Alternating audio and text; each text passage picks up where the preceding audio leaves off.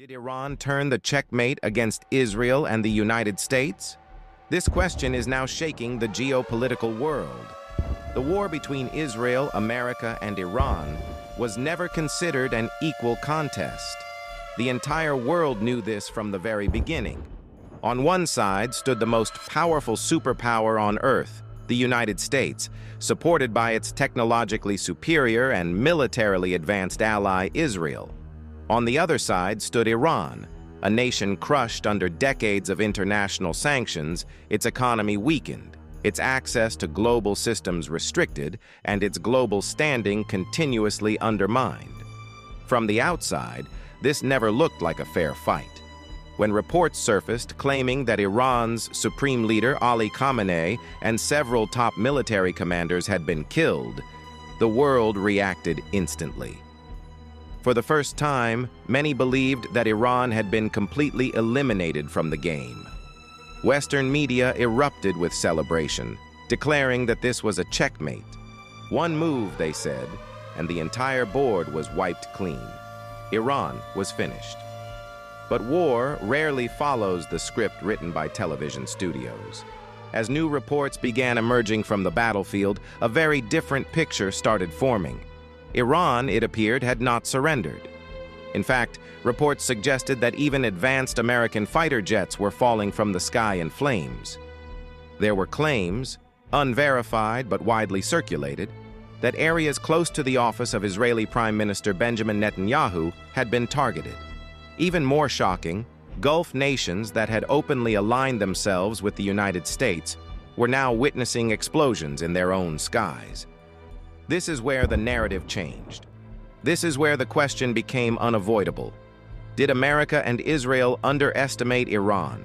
Iran declared that it possesses enough weapons and military capacity to continue fighting for 10 to 15 years, even if hundreds of bombs were dropped on it every single day.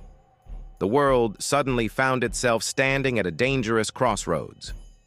Analysts began asking whether Iran had transformed its destruction into its greatest weapon.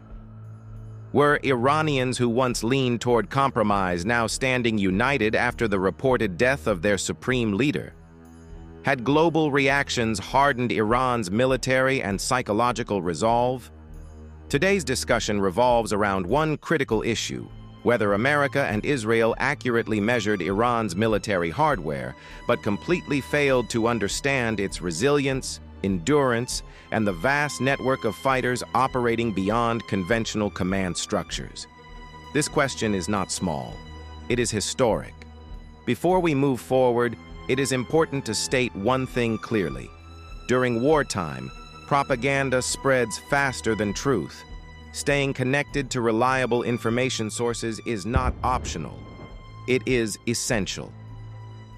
Now let us go back to the moment when the world thought everything was over.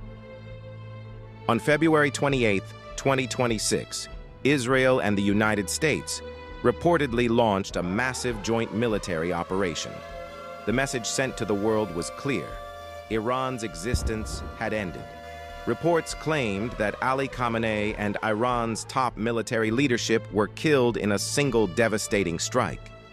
Western strategists openly declared that Iran's chapter had been permanently closed. According to their analysis, the Iranian Revolutionary Guard would soon surrender. There was no leadership left, no chain of command, no resistance. Statements from former U.S. President Donald Trump reinforced this narrative. He suggested that Iran's army did not want to fight, that it should surrender, and that regime change would follow smoothly. Israel and America believed Iran would collapse like a house of cards. But history has a habit of punishing overconfidence. At the very moment the world believed Iran was shattered, Iran struck back, harder and more unexpectedly than anyone had imagined. Reports indicated that Iran launched counterattacks under operations referred to as Truthful Promise. Iran's Revolutionary Guard claimed that their missiles had reached critical Israeli targets, including areas near the Prime Minister's office and major Air Force command centers. Israel officially denied the claims, but visuals began telling a different story. From Tel Aviv, images emerged showing smoke rising from residential and military-linked areas following massive missile and drone barrages. Reports spoke of attacks on strategic bases such as Nevatim. Iran reportedly launched more than 500 missiles and drones in what military experts call a saturation attack, designed not to overpower defenses with precision, but with volume. Israel's much-celebrated Iron Dome was tested to its limits. Some missiles broke through. This time, the damage was not just psychological, it was physical. Iran also claimed major successes against American forces.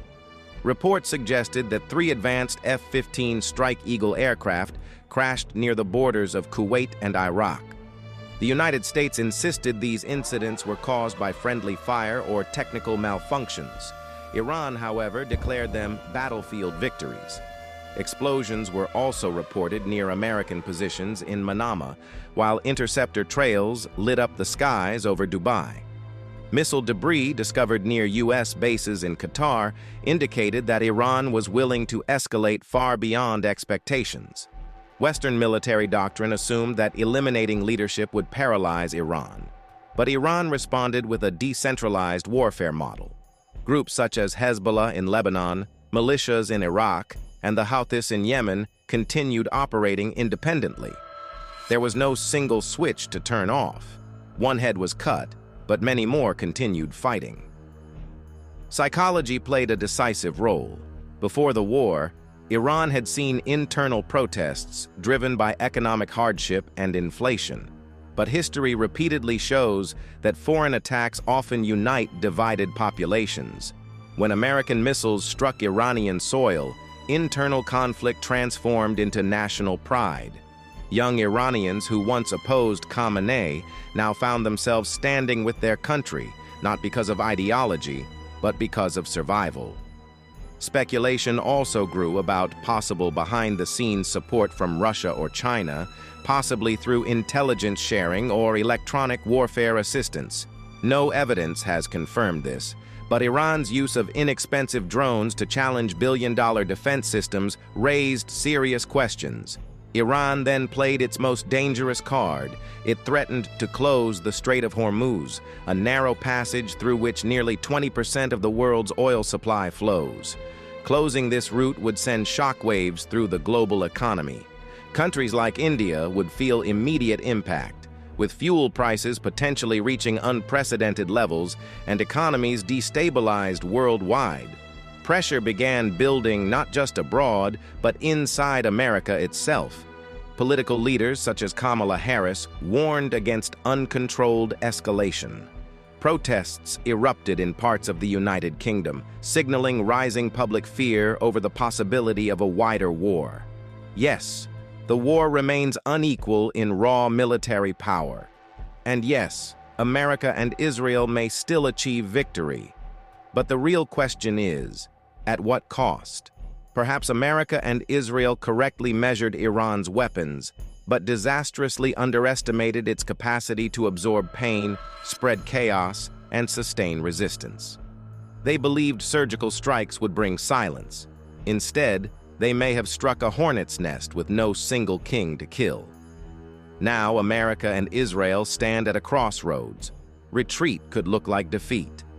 Advancing further could drag the world into an open-ended war with no clear exit. Iran has proven one thing beyond doubt: underestimating a wounded nation can be catastrophic. So today, the question is no longer who will win. The real question is this: what kind of world will remain when the war finally ends? Did America and Israel underestimate Iran? Could this conflict stretch on like the Russia-Ukraine war? The answer may define the next decade of global history.